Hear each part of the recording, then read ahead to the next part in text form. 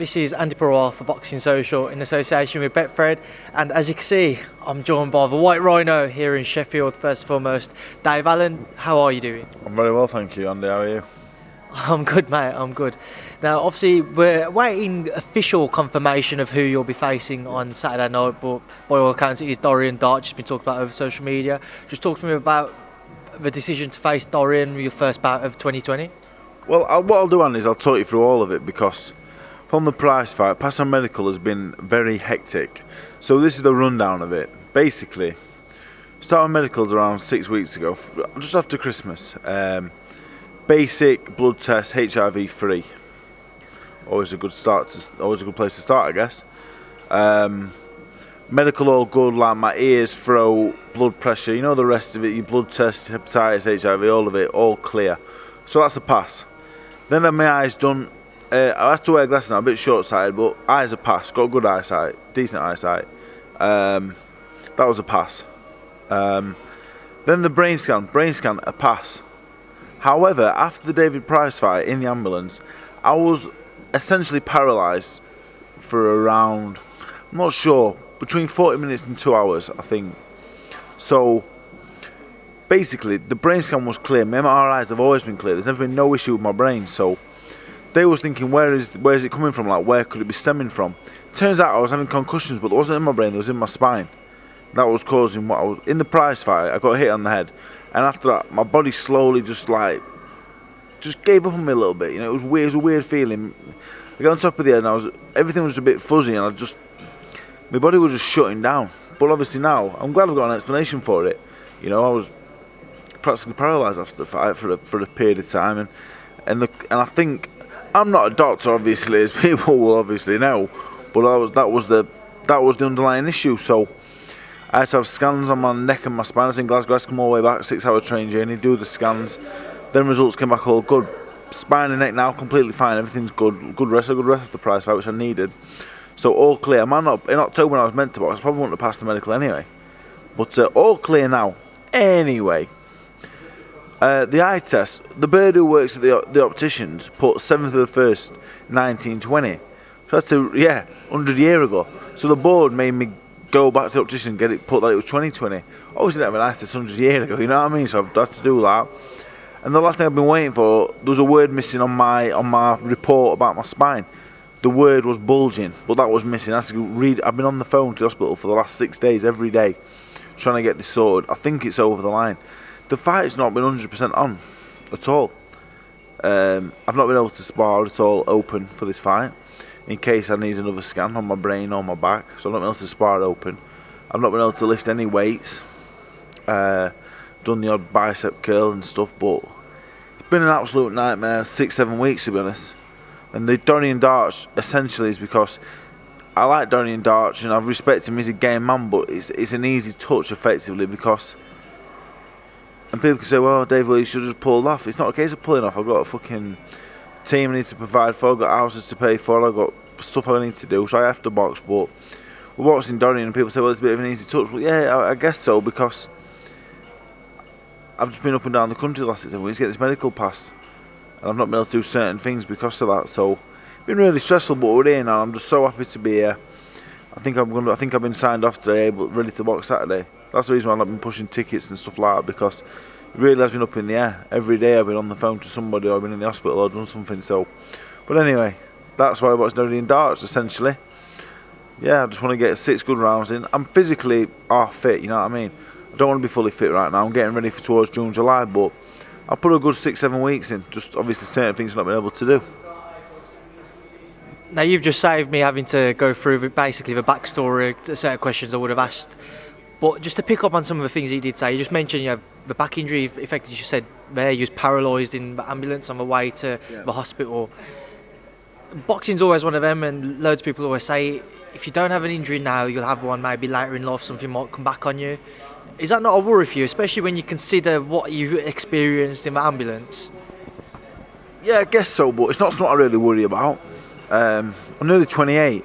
If you'd have told me 10 years ago I would have seen 28-year-old, I'd have been very surprised. I'm not saying that because I'm a criminal or I'm a bad man, but just I'd have been very surprised to see 28. I'm very happy with 28. You know, if I see 58, I'd be a really happy man. So I know it's not something. It's not something I don't worry about it at all. This is boxing. We know what we sign up for. I know what it's all about. And I sit here now knowing full well that in the ambulance, I don't really remember the ambulance journey too well. But yeah, I essentially look paralysed, I guess, for the concussion on my spine. That's my understanding of it. But you know what? When they told me, I was happy. Thought, so that's why after 2 or 3 rounds, I got it on top of it in the third round. I thought, so that's why the prize fight was the worst night of my life, because I went in feeling alright. The first round or two, I didn't expect to win the first round or two. But after the third round, it was just like fighting underwater, and I was just... Do you know what I mean? And essentially, that's what happened. My body was just shutting down on me until the end of the 10th, when I thought, I can't carry on no more. And I couldn't carry on. I felt like I was dying. But that was 7 months ago. This is now. The hunger is back. I do love boxing. I love it. I know the risk of it. People say, David, think about it, but this is my life. Without fighting and without boxing, I wouldn't be here anyway. I'd have topped myself. That's the top and bottom of it. So if I have to risk it all just to be happy and keep going, then that's what I'll do. People don't live my life, so they can't tell me what to do. It does sound mad. I know it sounds mad. If Daddy said to me, if Danny was gone through what I'd gone through, not just the prize fight, the Yoka fight, same thing happened there, because the same things happened after the prize fight, didn't the Yoka fight, when I didn't go to the hospital that night. The same thing happened there. The Ortiz fight, hospital journey with my tongue and that. The White fight weren't great. The Bracamonte fight were hell on earth. But I live for it, Andy. I love it. I do love it, And I'm coming back now, and I'm not going to go in over me. I'm not going to dive into these big hard fights. I'm going to box at the right level, keep up in the level steadily, keep improving, try and win a title, because I've got ability, and I'm an hard man as well, and I'm strong, and I can punch a little bit, and it'll see me do well at a certain level. So that's what I'm back for. I'm back to enjoy boxing, make a living, because I've got to make a living. I've made good money, but it don't last forever, and I want it to last me, and doing what I'm doing with the boys and other things I've got going on to last that. So I don't really care what people say. It's my life. I've passed all the medicals, all of them, stringent, really stringent, passed them all, and I feel in good health. So I'm looking forward to Saturday night now.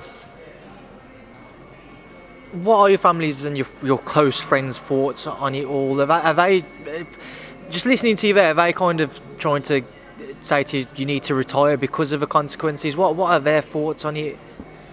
Well, their thoughts are the same as mine. The doctors have passed me. The doctor said, Dave, there's nothing wrong with you fighting. My brain, there's not one change in my scan from 7.5 years ago. Not one change in the scan at all. Not one thing. My family, I've not really spoke to any of them about it. I'm sure they probably worry about it, but it's not something we discuss. I'm my own man. There's one thing I've always been. That's my own man. I don't give a fuck for nobody. I don't tell nobody else how to live their life. I put my 2 pence in, and other people do that with me. But I do what I want to do, and I've always been that kind of man. I've always been that man. I do what I want to do. It doesn't matter what anyone else says. I'll do what I want to do. And as long as the doctors have passed me to box, that's that. The doctors have. It's not up to me, Andy. I've not turned around and said, I can box. They've passed me on everything, and I've asked them every time if there was any risk of me not being able to walk again or any brain injury, I won't fight. So I've got lots more to give. But as long as I'm healthy, I'll continue to box because it's my passion and I do love to do it. So it's one of them, my family, and Danny and that, and my family that I've got work created with Danny and Liam and that. If the medical pass me, I'll box. If it don't, I won't. And it has passed me. I'm completely, all the doctors, opticians, specialists, you're 100% clear to box, David, you're fine. Maybe I went 7 months ago, but this is 7 months on. Everything's fine. So obviously you continue to box, and we're here in Sheffield. But you just mentioned as well earlier on that you weren't able to spar, you weren't able to train the way that you would if it was a proper camp in preparation. For example, David Price fight, Bracamonte, etc. And prior to all of those, how much longer is that going to be an effect? Is that something which you will have to deal with moving forwards into other camps in more serious fights? No, that was just because I weren't sure when the next scan were coming from. I weren't sure I'm going to have another brain scan or another scan. So I couldn't spar against another brain scan, because even if you got nothing wrong with your brain, if you get hit with a good shot, do you know what I mean? It might affect your scan the next day. And I weren't sure.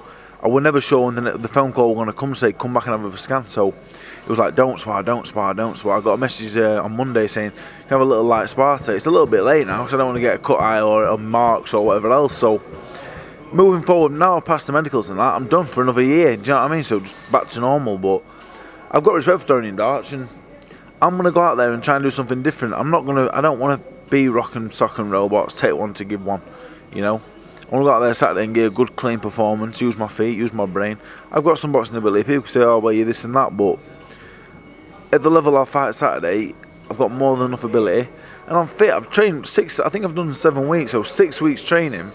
Been running every day, hitting the bags, body sparring, stuff like that. So, you know what I mean, I'm half fit. I don't want to be fully fit anyway, because I boxed Lucas Brown. I put a 15-week camp in for Brown, and then Bryce back to back, and I was knackered. My training's been a little bit smarter. I don't have an actual full-time train at the minute because I'm doing 6 rounds on Saturday. When the 10 and 12 rounder comes round, I'm looking at trainers now thinking, would it work with him? Because when I get a big fight, I'll need a trainer. But at the minute, it's like, I'm not just going to go and train with someone for the sake of it if it don't work. I don't want to say, I'm teaming up with him now. Don't last, it don't work, what's the point? So I'm not daft. I know what I'm on with. I know what I'm doing. So after Saturday, I'll probably box April 4th in Newcastle, I presume. So, and that'll probably be 6 rounds again.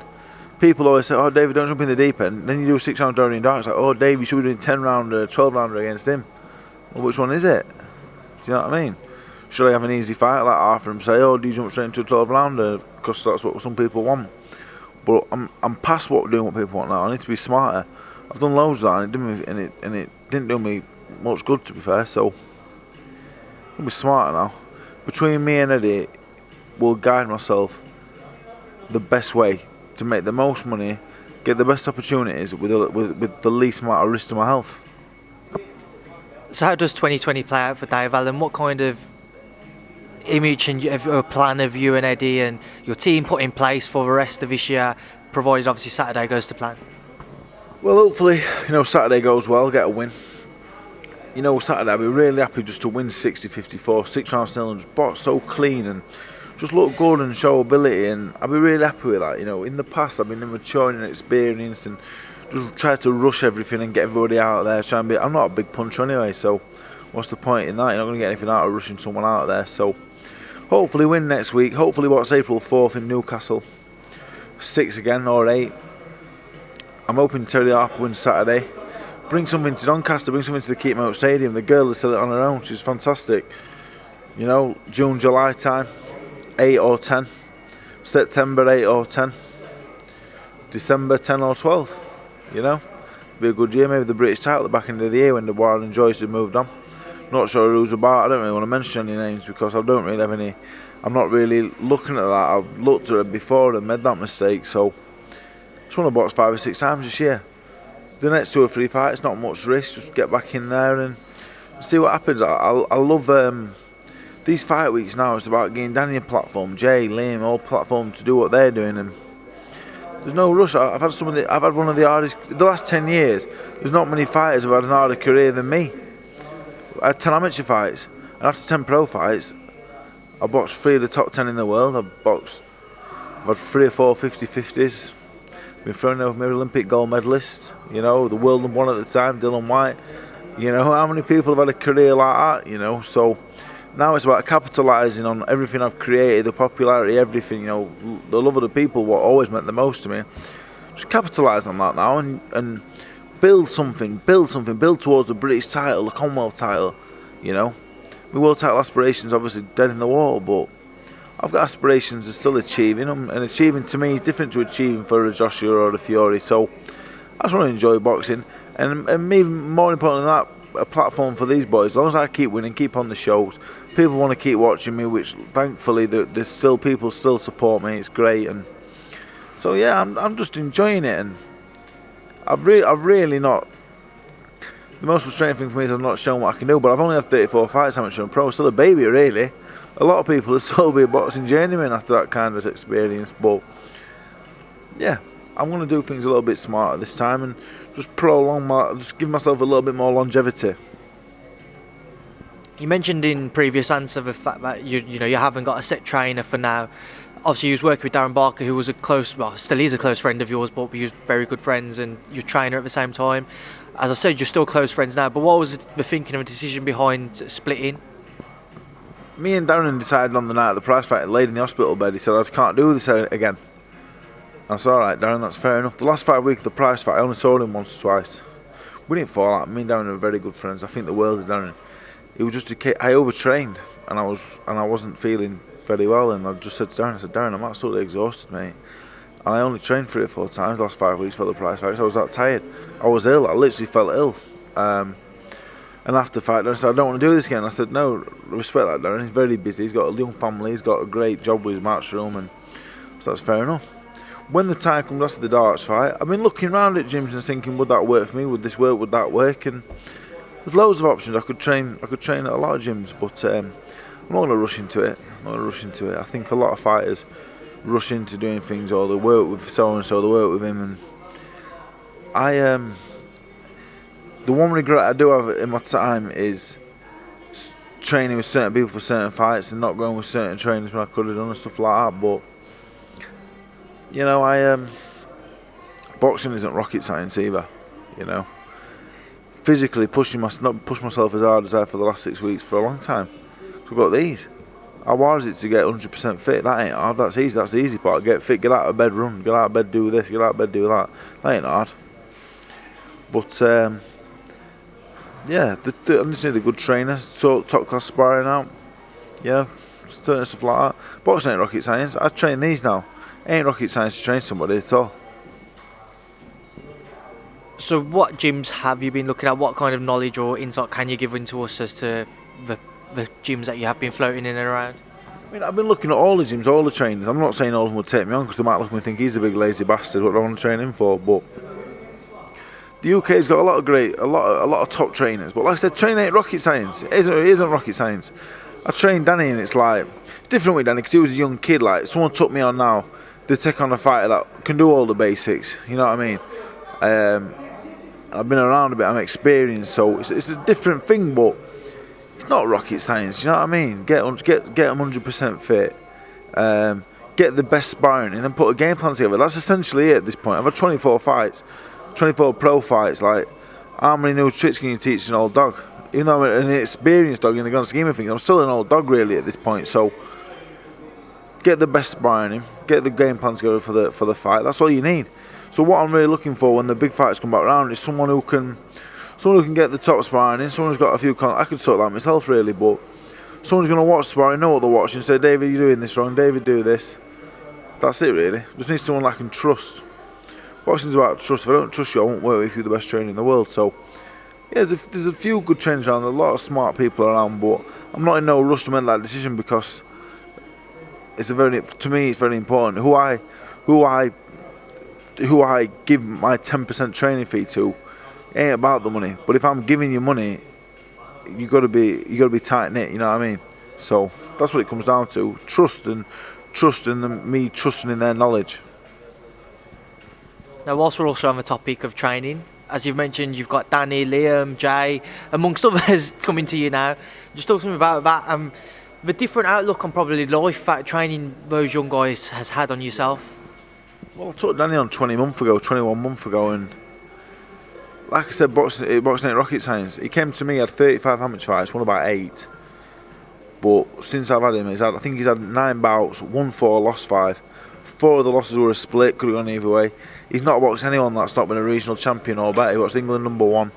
He's improved no end. He's been sparring. He's part of the Scottish light welterweight champion. It was good. I watched it. I thought, oh my God, you're the Scottish light welterweight champion. So he sparred pro last night. He's got so much talent, but it's easy to train him because he can do anything. Like, he's one of them kids. He's so talented. He's not the biggest. He's not the strongest. He's not the biggest puncher. Hopefully, he matures into that. But I think to do something, he does it. That's what training is. He will make me look a great trainer in time because he can do anything. I'll go do say, Danny, let's do this. Try this. He does it, and it comes off 9 times out of 10. So yeah, I got Jay as well. Jay's the pro already. Jay's another one that's going to get him 100% fit, get the sparring in, and just say, look, Jay, implement this into your game. Jay, don't do that. That's what training is for me. I don't think it's rocket science. So But I'm really enjoying it. On a personal note, for me, it just gives me so much happiness. It gives me so much to get out of the bed in the morning, you know. I've been getting out of bed, I've been training twice a day because I've got to, because they're training either alongside me or they're training before me or they're training after me, and I've got to put 100% in or they won't. So I credit Danny with turning my life around, because I really have, you know. The last 2 years nearly, I've been a different man. There's not been many blips, you know. And while I've had Danny, Jay, Liam for the last 5 or 6 weeks, there's not been no blip at all. And I'm a well-known blipper, to be honest. So yeah, I think the world of all of them. They're like my kids. Genuinely like my kids, like brothers and sons to me, and it's something really special to me. Have you seen enough when you've worked with them to give you the confidence that when you do eventually retire from professional boxing, you will go down the coaching route, you'll continue to work with them, provided they all obviously stick together and stick with yourself? Is that kind of the way you see your career unfolding and your life unfolding? Yeah, you know, I see myself. I think I'd be great in a punditry role. Just waiting for something to come up with that. As far as the training goes, yeah, you know, me and Danny will be together till we're buried. That's the kind of bond we've got, you know. It's a proper brotherly bond. And same with Liam. Jay's only been here 5 or 6 weeks, but I really think all three of them will sit out to the end. I've got Paul as well. I've got a few others, but they're not on the same. We're not on the same closest level that we've created. We live together. Me and Jay and Liam live together. So yeah, Danny's amazingly talented. I tell him all the time. People always say, "Oh, he don't look very good," or his amateur record's this. It don't matter what his amateur record is. It don't matter what it was before he met me. It don't matter what it is now. It is what it is. He's amazingly talented. The boy is. I don't need to lie. If he was shy, I'd tell you, because you know what I'm like. He's going to be really good. I think Jay's got a lot of talent. He just needs a lot of hard work. He needs to listen. He's only a boy. He's 21 years old. You know what I mean? So. And Liam will be really good. So Liam had a great spar last night. It was the funniest thing I've ever seen. He got hit with the right hand the first round. I didn't know what day it were. He didn't have a free after, and he was amazing. 2 and 3, he came back like a train, and I'm so proud of him. And I will be a great trainer. And I'll tell you why. Because I've got patience and I've got love. And that's what you need. Put an arm around him and I said, look boys, come on. Them three believe they can walk through walls when I tell them they can. And that's what it takes, you know. That's what it takes. If I said to Danny now, Danny, run through that window for me, he'd do it, you know, because he knows I'd do out for him in return. The same with all of them. That's the kind of bond we've got, and that's why it works. On top of that, I believe I know what I'm on with. So I'm not trying to train anyone else, but these three and the others at the minute. I don't want to take other pros on or whatever else. I'm not here to be a trainer. I'm still a boxer, but I will be very successful at it because. More because of what I am as a man than I am as a boxing trainer. To move away from all things Dave Allen and the rest of your guys, a few fights I just wanted to get your thoughts on. Obviously, we're waiting for official confirmation. Dubois-Joyce, I know you've been a little vocal over it on social media. What are your thoughts on it if it is cemented and secured and the fight happens? I think it's a really good fight. Like I'm excited to watch it. And the whole pay-per-view thing, kind of like, I don't think it's pay-per-view, but I'll pay and watch it because I'm a big boxing fan and it's a great fight. It is a great fight. You know, we've got possibly the future of the heavyweight division in the world. Daniel Dubois looks exceptional. His jab's like a right hand. I've sparred him. His jab's like a right hand. Technically, he's very good. He's got good feet. He's got a bit of everything. You know, if he can take a knock, he's probably going to be heavyweight champion of the world one day. I just think at 22-year-old. Boxing Dubois-Joyce, who's been all around the world as an amateur, world games, Olympic medalist, you know, the most decorated amateur in British boxing history. I think it's coming too soon for Dubois, in my opinion. I think he's got 2 or 3 rounds to get Joe out of there, which is very possible, very capable of doing. But if you don't get him out there in 2 or 3 rounds, Dubois-Joyce, for me, will all-man him and stop him late down the stretch. And I still believe if that is the case, Daniel will go on to be heavyweight champion of the world anyway. He's 22 years old. When I was 22, I was shy. Look at him, he's an absolute monster. I rate them both really highly and I like them both as well. You know, I make jokes, I can't talk this and that. It don't make a difference because they can fight like fuck. So I think it's a great fight. I'm really looking forward to it. I know last year you obviously had the talks of you possibly facing Daniel Dubois. When you look at him now and you look at the progression he's made, is it a fight you still be interested in, or is it a fight that you feel you maybe wouldn't be able to live up to the hope or the expectations you'd have had on yourself if you'd have fought him last year? Well, I think he surpassed me, you know what I mean? If he beats Dubois-Joyce, he's one of the top heavyweights in the world. But I fought Luis Ortiz 3 years ago when he was still a bit of a monster. I boxed Dylan White, I boxed Tony Oka, boxed David Price. These are all these are some of the best, Ortiz and White, some of the best fighters in the world. Tony Yoka. Tony Yoka could probably, for my money, he'd beat Joyce and Dubois now. I think Yoka's one of the best heavyweights in the world. I don't give a fuck for no man, to be absolutely honest with you. And a lot of people on the internet go, he thinks he's hard, Dave Allen. You know what I mean? But everyone involved in boxing, I was talking to them all today, I don't give a fuck. It's only a fight. What's going to happen? Do you know what I mean? Like, it's a boxing. I don't fear no man on the planet. But at the same time, as of right now, Daniel Dubois is a few levels above me. Not just boxing, in terms of everything. Like, he's watched the European title, I think, against Dubois-Joyce or the British and Commonwealth. And fair play to him. I think he's tremendous. I think they're both. I think Dubois-Joyce is a tremendous fighter. He's not the prettiest on the eye, but he gets the job done. So they're above me. They're a few levels above me, and me going back down again, they're more than a few levels. They're miles and miles clear. So I say good luck to him, because people say, "Oh, you don't like him." There's not really any boxer I don't like. Good luck to them all. And I don't begrudge anyone being better than me. Absolutely not. Just a quick stop and start there, Dave. My battery time was running out. Stick with the heavyweights. One fight which has had some talks: Dillian Whyte versus Andy Ruiz Jr. If that fight was to have been made, what are your thoughts on it? I think both men 100%. Andy Ruiz, for me, is one of the best heavyweights on the planet. I think Andy Ruiz is unbelievable talent. You know what I mean? Like, I know when someone's good because my dad says to me, "He's really good, him." Because that's when you know someone's really good. Because my dad don't like calling anyone good. So Andy Ruiz has always been good. The Parker defeat on the split decision in New Zealand. He should have been world champion 3 or 4 years ago, possibly. The first Joshua fight, he let himself down in the second one, but he's a special fighter. And when he fights someone his own size, if you're around 6'4" and under, you can have a really long night with Andy Ruiz, because he's hard as nails. He can punch and he can box. He can do a bit of everything. Dillian Whyte's a super tough man. Great job. Really good heavyweight. For me, Ruiz would be a big favourite in the fight. He'd be a favourite. He'd have to be, Dillian Whyte and Ruiz, for me, after the three big names, which are Joshua, Wilder and Fury, you got a little pool there: Hunter, Povetkin, Whyte, Ruiz. All amazing fights, all near 50-50, 55-45. You know what I'm saying? That percentage, they're all good fights.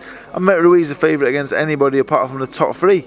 Anyone who's under 6'4", Ruiz is the man in the division for me. But Dillian Whyte's super tough, got a bit of power. Dillian Whyte's like a 7 or 8 all over the board. You know what I mean? He's not got that 10 out of 10 Wilder power or that 10 out of 10 boxing ability Fury's got, but he's 7 or 8 across the board. Dillian Whyte, I sparred him, I boxed him. He's just good across the board. He's just very good at everything. There's no real weakness to him. He's tough, he's strong, he's fit. He's a good boxer. He's a hard man to beat. So it looks more like Povetkin Whyte. And I think at this stage, Dillian Whyte's the fresher man. And I think when he's 100% fit, he'd take care of Povetkin. But all of them, I think Michael Hunter's a really good fighter. So many good fights been made. And there's like you got Hrgovic coming through, the winner of Joyce Dubois. The division's on fire, proper on fire. And I just wish I were a little bit better so I could be involved. And obviously, Dave, we're about a month away now. Well, not a month, sorry, 2 weeks away from Wilder Fury 2. Just what are your thoughts on that one, Dave? Break it down for me. I just think he can go either way. I've got no confidence. If I was in the corner of either man, I'd have no confidence at all in beating the other, because Deontay Wilder, you're one shot away from going to sleep with him. It doesn't matter who you are. Then you got Tyson Fury, who for me can outbox any man on the planet. I just don't know how I see it going down. I think Wilder's a lot better than given credit for. I think he's a lot cuter and a lot more clever than people think. The Ortiz fight, he was 6 rounds down, but for me, I don't think he expects to beat Ortiz on points in a million years. He was always looking for the knockout, and I think he was doing things in the fight. He was drawing Ortiz in. It took him 6 or 7 rounds to do it, but he done it eventually. He landed one shot over, done. I think Wilder's a lot better than people think. So it's a proper 50-50 for me, and I'm a big Tyson Fury fan. I've classed him as a friend, and I hope he does the business. But for me, with Wilder, you're always walking that tightrope. You're only one shot away. So I'm really excited about it, though. There's so many good fights coming up in the heavyweight division. Hopefully they can all get made. We're all on a level playing field, and that's all you can hope for. And before I do let you go, I haven't actually spoke to you about this card itself in Sheffield on Saturday. Start off with a headline fight: Carl Brook versus Mark DeLuca. Saw Marco, he seems like a very nice guy. He's had a lot of people saying so about him. What are your thoughts on that one and Cal's future? I ain't got a Scooby-Doo Mark DeLuca is, to be honest. I don't know who he is, I ain't got a clue about him. I imagine if Kell's been out for the amount of time he'll not be that good. Can I say that? I can't really, can I? Well, I said it now. I couldn't imagine him to be that good. I think he's a southpaw. I read that he's not bad, but Kell should win. I don't want to hear talk of Khan. If you're a welterweight, then go and look for that Crawford fight or a Thurman or Porter rematch or Garcia. Don't be chasing a non-existent fight that's not happened for 5 years. Do the business Saturday, get straight back in the gym, get another fight lined up in 10, 12 weeks time. Go again, Kell. You've got so much ability. It'd be such a shame. I don't think, a lot of people say he's wasted it, but I don't think he has. He's been world champion. He's had the Golovkin fight, the Spence fight. He's had a fantastic career, one that you can only dream of. But I just want to see him. If he's a welterweight or light middleweight, pick your weight, go and win a world title. They can't fight. If it happens, it happens. But just win another world title would be what I would say to him. As a fan, I want to see him box all the time. I don't want to see him fight once or twice a year waiting for Khan. Go and get the Thurman fight, Garcia fights. They're exciting fights. Like they're fights I'd love to see. I'd like to see some of them fights more than they can't fight anyway. Who cares if they're both British? I don't give a fuck. I'd rather see him fight Thurman or something, to be honest. But also on the show, Kid Galahad. Kid Galahad's a tremendous. I think he's one of the best fighters I've ever been in the gym with. Always rated Barry, one of the best boxers I've ever shared a gym with. You know, he's a fantastic fighter. Terry Harper, the queen of DN12, the king right here. Love Terry Harper. Just the nicest woman in the world. Really nice woman. Really nice. And I think she's the future of the women's boxing. She beat Katie Taylor in 12 months. And I love Katie Taylor, but Terry Harper's that good. Terry Harper's special. You watch her in the gym. I watched her spar, and I just think she's just amazing. She really is amazing. Just a natural, just brilliant. I love her to death, mate. I think world of her. I expect her to win Saturday, and I think she'll go on. If she wants to unify the division, she will move up to lightweight. She'll beat everyone there. She's that good. She's from a little village, next village on from me. And she's that good. She's just unbelievably strong. Anthony Tomlinson, he's my best mate outside the box. He's my best mate in general. Just a general best mate. I'm so proud of him. I met him 7.5 years ago in Dennis Hobson's gym. And he was just, I was doing the speedball, and I looked at him and went, "Oh, you alright, mate?" I said, "You alright, mate?" He's had a very interesting life, very colourful life, and I'm just so proud of him. From when I met him to now, not just boxing, just everything. He's just developed into just the nicest human being, and he's carved out a career, and he's carved out himself an opportunity as an eliminator for the British Commonwealth title. If you'd have told me that 7.5 years ago, if you told me that 2.5 years ago, I wouldn't have believed you. Just works so hard. Not the most naturally gifted man in the world at all, but just a pure grafter, you know, just a pure grafter. And I'm just an hard man. The graft he puts in, the time he puts in, the food he eats, that's an hard man. People say to me, "You're an hard man." No, I'm not. He's an hard man. He eats correct, he trains correct, he sleeps correct. He lives and breathes it, and I'd be so happy to see him win. So happy. And the rest of the cars, Dante Dixon, Callum Beardo, there's a few others on. John Doc. I love the Doc. I love the Doc's dad as well. Big up John Doc as his dad. I'll see you tomorrow. Yeah. Really excited. Just I love Sheffield doing. I've not boxed, we said, since the Lenroy Thomas second fight with the cut. Can't wait to get back out there. I'm not expecting fireworks, just expecting a just solid performance.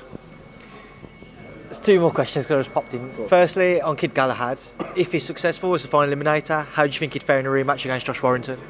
Well, I thought he beat him the first time. I thought Barry won, but it was close. Barry for me is exceptional, but he's scrappy. He's never gonna set the world alight with his style, you know. Especially in the fight against Warrington, he was negating him and whatever else. And well, I watched the fight again. It wasn't a great fight, but it's watchable. I think Barry's a really good fighter, you know what I mean? So yeah, I guess so. And then my second question, which it's just slipped my mind, and it's frustrating me now. Lenroy Thomas, obviously you just mentioned him there. If the opportunity came up to fight him a third time, is it something you're interested in? Do you feel there's unfinished business still there? No, I'm not asked about Lenroy Thomas. He promised me the third fight in this hotel around the corner, and him and Kenny Porter shook me and said, "Oh, we'll box you again the third time." Then he took the Dubois-Joyce fight, so fuck him. But the Price rematch is a fight I'd like. Maybe the end of this year, next year. The Brown rematch, It really depends if people want to see it, but they're the rematches I think are pretty big fights. I've got no bad feeling towards anyone at all, but I love the Price rematch.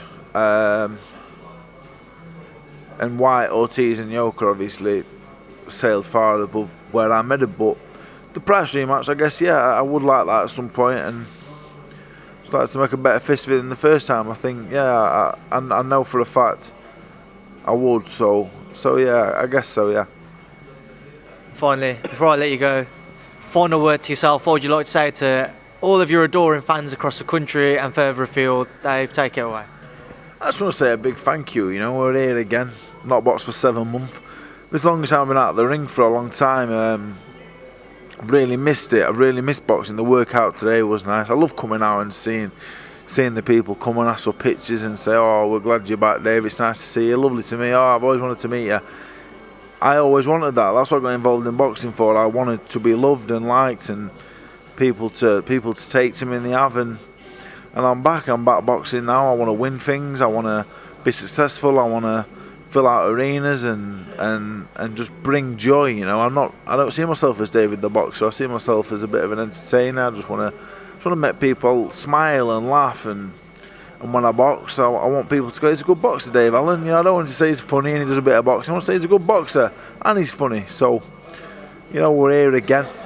We're stuck on replay. You know, we're the same thing all the time, but that's how it's been. I'm afraid we've been up and down after the Brown fight. I was heading towards top 15 in the world, and now we're here again, starting from scratch. But I won't change anything for the world. So, big thank you to everyone that stuck around.